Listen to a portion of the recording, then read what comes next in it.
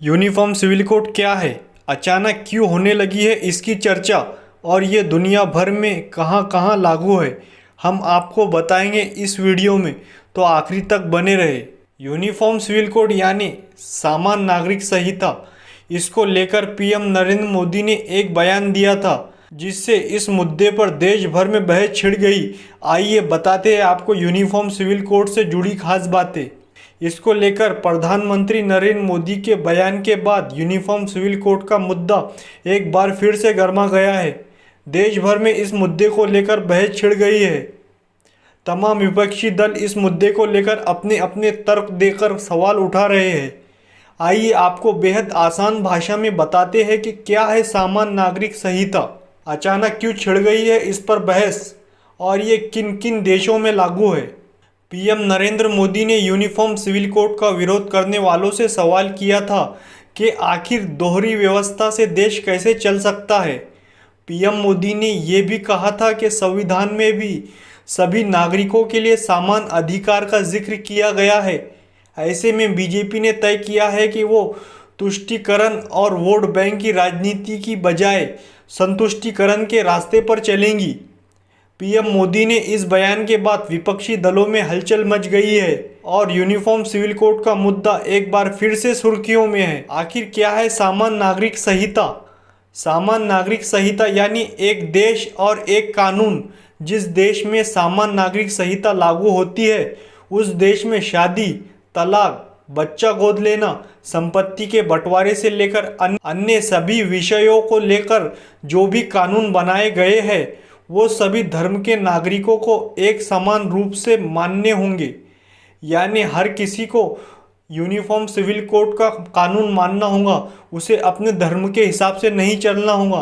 फिलहाल भारत में कई निजी कानून धर्म के आधार पर तय है। ऐसे में अगर सामान्य नागरिक संहिता को भविष्य में लागू किया जाता है तो देश में सभी धर्मों के लिए वही कानून लागू होगा जिसे भारत संसद द्वारा तय किया जाएगा। भारत में गोवा एकमात्र ऐसा राज्य है जहां यूनिफॉर्म सिविल कोड लागू है।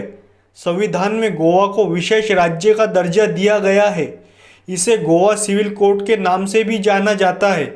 वहां हिंदू, मुस्लिम और ईसाई समेत सभी धर्म और जातियों के एक ही फैमिली लॉ है। इस कानून के तहत गोवा में कोई भी 3 तलाक नहीं दे सकता है और रजिस्ट्रेशन कराए बिना शादी कानूनी तौर पर मान्य नहीं जाएंगी। शादी का रजिस्ट्रेशन होने के बाद तलाक सिर्फ कोर्ट के जरिए ही हो सकता है और संपत्ति पर पति पत्नी का समान अधिकार है। इसके अलावा पेरेंट्स को कम से कम आधी संपत्ति को अपने बच्चों के नाम पर करना होगा, जिसमें बेटियां भी शामिल है। गोवा में मुसलमानों को 4 शादियां करने का अधिकार नहीं है क्योंकि वहां यूनिफॉर्म सिविल कोड लागू है।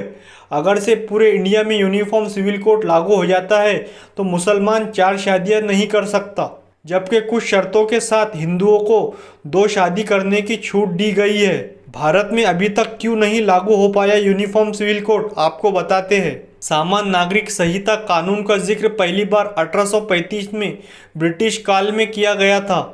उस समय ब्रिटिश सरकार की एक रिपोर्ट में कहा गया था कि अपराधों, सबूतों और ठेके जैसे मुद्दों पर समान कानून लागू करने की ज़रूरत है। सभी नागरिकों के लिए समान कानून लागू करने की बात कही गई है, लेकिन फिर भी भारत में अब तक इसे लागू नहीं किया जा सका। इसका कारण भारतीय संस्कृति की विविधता है। यहाँ एक घर के सदस्य भी कई बार अलग अलग रिवाजों को मानते हैं। आबादी के आधार पर हिंदू की संख्या बहुत है, लेकिन फिर भी अलग अलग राज्यों में उनकी रीति रिवाजों में काफ़ी अंतर मिल जाएगा। सिख, जैन, बौद्ध, ईसाई और मुसलमान आदि तमाम धर्म के लोगों को अपने अलग अलग कानून हैं। ऐसे में अगर सामान्य नागरिक संहिता को लागू किया जाता है तो सभी धर्मों को एक कानून को मानना होगा और उनके धर्म के जो भी कानून है वो सभी धर्म के कानून खत्म हो जाएंगे और उन्हें यूनिफॉर्म सिविल कोड के कानून को मानना होगा। देश में सामान्य नागरिक संहिता को लागू करने को लेकर पहले राय मांगी जा चुकी है। साल 2016 में विविध आयोग ने यूसीसी को लेकर लोगों से राय मांगी थी। इसके बाद आयोग ने 2018 में अपनी रिपोर्ट तैयार की और कहा भारत में सामान्य नागरिक संहिता की अवस्था की ज़रूरत नहीं है।